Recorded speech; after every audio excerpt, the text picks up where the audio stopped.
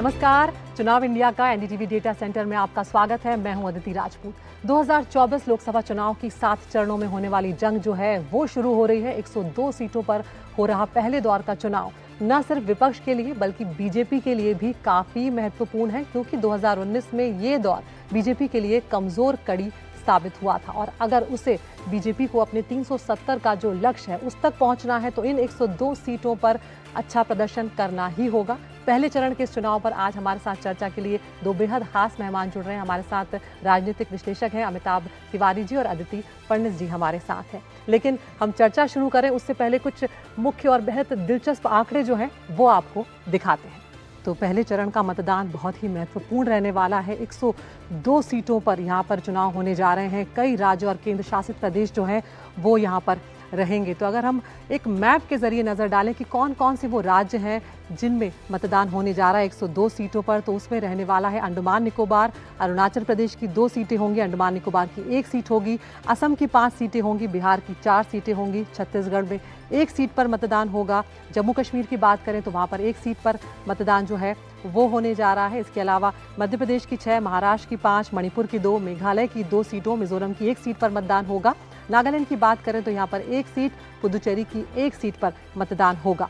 राजस्थान में 25 में से 12 सीटों पर मतदान होने जा रहा है, यानी कि आधा राजस्थान कल ही अपने मताधिकार का इस्तेमाल करेगा। सिक्किम की 1 सीट पर और तमिलनाडु, इतना बड़ा राज्य, सभी 39 सीट जो है वो पहले ही चरण में हो जाएंगी, यानी कि तमिलनाडु में इसके बाद चुनाव नहीं होंगे, सभी सीटों पर मतदान हो जाएगा। त्रिपुरा की 1 और उत्तर प्रदेश की 8 सीटों पर मतदान होगा। उत्तर प्रदेश का जो खासकर जो पश्चिमी उत्तर प्रदेश है जिसमें बीजेपी और जो विपक्ष है उसकी एक खींचतान हमेशा देखने को मिलती है, खास फोकस रहता है, उस पर भी चुनाव होने जा रहे हैं। यहाँ पर अगर हम कुछ और आंकड़ों की बात करें तो 102 सीटों पर अगर हम परिणाम को देखें 2019 का क्या परिणाम रहा है, तो एनडीए को आप देख सकते हैं यहाँ पर 47 सीटें जो हैं वो एनडीए को मिली और इंडिया गठबंधन को 49 सीटें जो हैं वो मिली है। ये 2019 का परिणाम आप देख रहे हैं। लेकिन अगर बीजेपी की यहाँ पर बात की जाए तो 40 सीटों पर बीजेपी ने जीत हासिल की थी और कांग्रेस जो है वो 15 सीटों पर ही सिमट कर रह गई थी और इसीलिए कहा जा रहा है कि 102 सीटें जो है ये दोनों ही, चाहे वो कांग्रेस हो चाहे वो बीजेपी हो, काफ़ी महत्वपूर्ण है।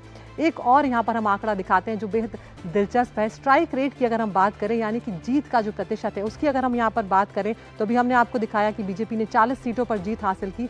अगर हम प्रतिशत में से देखें तो बीजेपी जो है पहले चरण में 49% जो उसका स्ट्राइक रेट रहा है वो रहा है। लेकिन अगर पूरे चुनाव की बात करते हैं तो 69% स्ट्राइक रेट जो बीजेपी का रहा है, तो एक बड़ा मार्जिन है 49% पहले चरण और पूरे चुनाव में 20% का करीब। कांग्रेस की बात करें तो आप देख सकते हैं कि 19% जो है वो स्ट्राइक रेट रहा है। यहाँ पर 78 में से 15 सीटों पर जीत जो है वो कांग्रेस ने दर्ज की थी और अगर हम पूरे चुनाव की बात करें तो 12% स्ट्राइक रेट रहा है। तो कांग्रेस के लिए पिछले 2 चुनाव जो है 2014 और 2019 के वो बहुत ही खराब प्रदर्शन वाले रहे हैं और अब इंडिया गठबंधन में कांग्रेस है तो यहाँ पर देखना काफ़ी दिलचस्प होगा कि किस तरह का प्रदर्शन रहता है। हमारे दोनों मेहमान हमारे साथ यहाँ पर स्टूडियो में बने हुए हैं। अमिताभ जी, यहाँ पर सबसे पहले मैं आपके पास आना चाहूँगी। जिस तरह से हम देख रहे हैं बीजेपी के लिए ये जो खास चुनाव होने जा रहा है इस पर कमज़ोर कड़ी ये बीजेपी के लिए साबित हुआ था और सबसे ज़्यादा फोकस जो है इस बार कमज़ोर सीटों पर खुद प्रधानमंत्री जो है वो जाकर उन्होंने प्रचार किया है, लोगों से अपील की है, मोदी की गारंटी की बात की है। चुनौतीपूर्ण रहने वाला है या कहीं ना कहीं अब लड़ाई थोड़ी आसान हो सकती है? नहीं, ये जो फेज़ 1 है ये काफ़ी चुनौतीपूर्ण रहने वाला है। जैसा आपने बताया, यही एकमात्र फेज़ है 7 फेज़ों में से जिसमें 2019 में इंडिया ब्लॉक को एनडीए ब्लॉक के मुकाबले लीड मिली थी। बिल्कुल।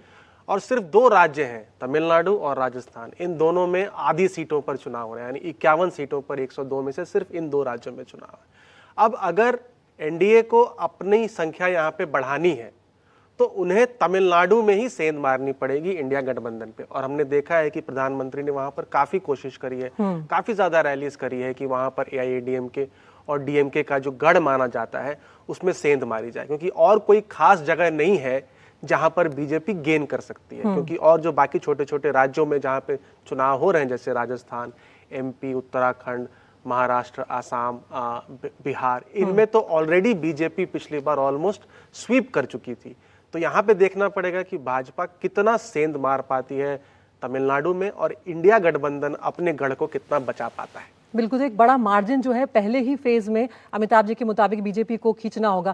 कांग्रेस की अगर बात करें अदिति जी यहाँ पर, तो 2014 और 19 में खराब प्रदर्शन रहा है, लेकिन अब क्या है, गठबंधन इंडिया हो चुका है। अब वो एक बड़ी ताकत खुद को साबित करने पे लगे हुए हैं। यूपी में हम देख रहे हैं कि सपा के साथ सामने आए। कल राहुल गांधी और अखिलेश यादव जो है हमलावर नजर आ रहे थे। क्या लगता है कि कुछ फायदा यहाँ पर हो पाएगा? अगर खासकर हम यूपी की बात करें तो पश्चिमी उत्तर प्रदेश जो है वहाँ की सीटों पर कल चुनाव होना है। जी, पश्चिमी उत्तर प्रदेश में मेरे ख्याल से कांग्रेस ने एक बाई इलेक्शन जीता था पिछले गत मेरे ख्याल से एक साल में, लेकिन उसके अलावा बहुत ज्यादा परफॉर्मेंस उनका अच्छा नहीं रहा है। तो पश्चिम उत्तर प्रदेश में मेरे ख्याल से भाजपा की पैठ बनी रहेगी, खासतौर से जब आप देखें कि आरएलडी के साथ उन्होंने अलायंस किया है। बिल्कुल। अमिताभ जी, अगर मुद्दों की बात करें तो बीजेपी अपने 10 साल के ट्रैक रिकॉर्ड के साथ जो है वो मैदान में यहाँ पर उतर रही है, जबकि इंडिया गठबंधन जो है उसे वादों का सहारा है। वो महंगाई, बेरोजगारी जैसे बड़े मुद्दे उठा रहा है, लेकिन क्या वो वाकई जनता की नब्ज तक छू पा रहे हैं उन मुद्दों के जरिए? देखिए क्या है कि अभी सीएसडीएस का सर्वे था, उसमें 3 जो टॉप बातें आई थी कि बीजेपी को लोग क्यों वोट कर रहे हैं। पहला है डेवलपमेंट, यानी जो काम किया है बीजेपी ने। दूसरा है मोदी फैक्टर, और तीसरा है लाभार्थी वर्ग जो बीजेपी ने क्रिएट किया है। बिल्कुल। अब कांग्रेस पार्टी जो है वो कहीं ना कहीं महंगाई और बेरोजगारी, इन 2 मुद्दों को उठा रही है। लेकिन ये जो दो मुद्दे हैं वो हर चुनाव में ये मुद्दे भारत में रहते ही हैं, और पब्लिक कहीं ना कहीं ये देखती है कि क्या वो कांग्रेस पार्टी की क्रेडिबिलिटी है कि इन 2 मुद्दों को सॉल्व कर सके। पब्लिक को विश्वास आना चाहिए आपके वादों पर। पिछले 5 सालों में कांग्रेस ने सस्टेनेबल बेसिस पर इन 2 मुद्दों को नहीं उठाया है, कभी दूसरे मुद्दों पे भटकते रहे हैं वो, जिसकी वजह से भी हम देख पा रहे हैं कि इन 2 मुद्दों को वो बहुत बड़ा चुनावी मुद्दा नहीं बना पा रहे। अदिति जी, यहाँ पर और भी 2 मुद्दे हैं। अगर हम बात करें, एजेंसियों की कार्रवाई का यहाँ पर मुद्दा है, इलेक्टोरल बॉन्ड का यहाँ पर मुद्दा है। क्या आपको लगता है वो इस वक्त जनता के मन में कोई छाप छोड़ पाए? विपक्ष लगातार उनके जरिए भी हमलावर है बीजेपी पर और एनडीए पर। निश्चित तौर पर, और ये मुद्दा इस राउंड में शायद उतना हावी ना हो, लेकिन लोगों के दिमाग में एक सवालिया निशान तो है ही, जो हम देख रहे हैं केजरीवाल का केस उदाहरण के तौर पर।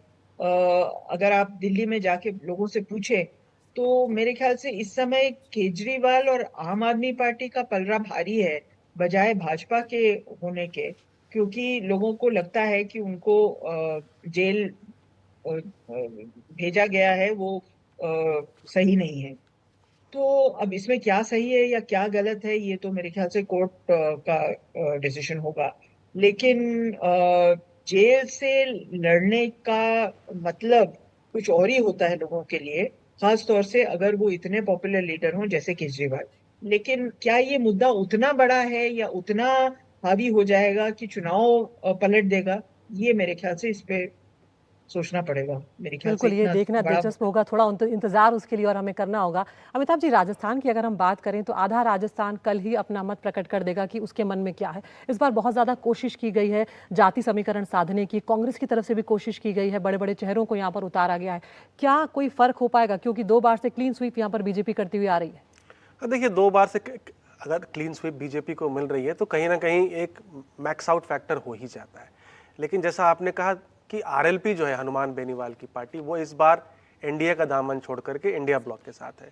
तो जाट समाज में उनकी ठीक ठाक पैठ है, और राजपूत समाज भी पुरुषोत्तम रूपाला के बयानों की वजह से कहीं ना कहीं भाजपा से अभी नाराज चल रही है।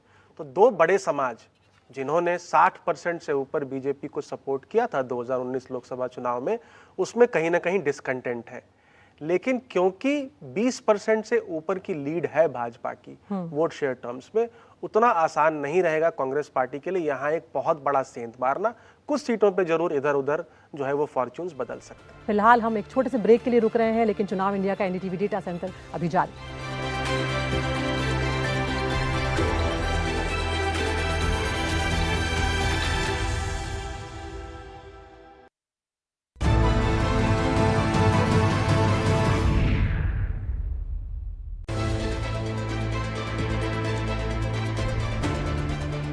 चुनाव इंडिया का एनडीटीवी डेटा सेंटर में ब्रेक के बाद एक बार फिर आपका स्वागत है।